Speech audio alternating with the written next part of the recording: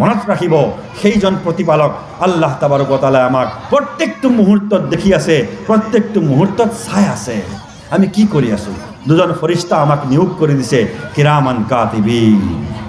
দুখন ডায়েৰী আমাৰ প্ৰস্তুত হৈ আছে, দুখন ডায়েৰী আমাৰ লিখা হৈ আছে। আমি যে সদায় ডায়েৰী লিখোঁ, আমি ৰাতিপুৱা অমুক কৰিলোঁ তমুক কৰিলোঁ, সন্ধিয়ালৈকে আমি অমুক কৰিলোঁ। প্ৰত্যেক মানুহে যিসকল শিক্ষিত ব্যক্তিয়ে ডায়েৰী লিখে, ডায়েৰী লিপিবদ্ধ কৰে।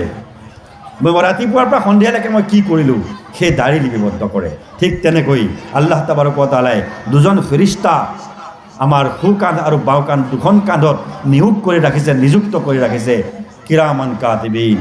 এজনে আমাৰ ভাল কামবিলাক লিপিবদ্ধ কৰি আছে, এজনে আমাৰ ভাল কামবিলাক লিখি আছে, আৰু এজনে আমাৰ বেয়া কামবিলাক লিখি আছে। মই কাৰোবাক যদি ভাল কথা কৈছোঁ এওঁ লিখি আছে, প্ৰত্যেকটো বস্তু লিখি আছে, প্ৰত্যেকটো বস্তু লিখি আছে। কোৰাণে কৈছে কিৰামান কাতিবিনা ইয়ালামুনা মা তাফআলুন।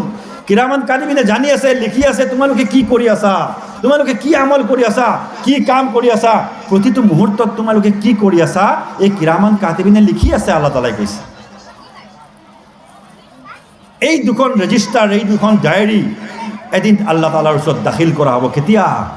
যেতিয়া মোৰ ইন্তেকাল হৈ যাব, মোৰ যেতিয়া জিস্মৰ পৰা, মোৰ দেহৰ পৰা যেতিয়া মোৰ ৰুহটো ওলাই যাব, ওলাই যোৱাৰ পিছত এই দুইখন ডায়েৰী বন্ধ কৰি দিয়া হ'ব। বন্ধ কৰি পেলাই আল্লাহৰ ওচৰত পেক কৰি সেই ডায়েৰী দুখন আল্লাহৰ ওচৰত চমজাই দিয়া হ'ব।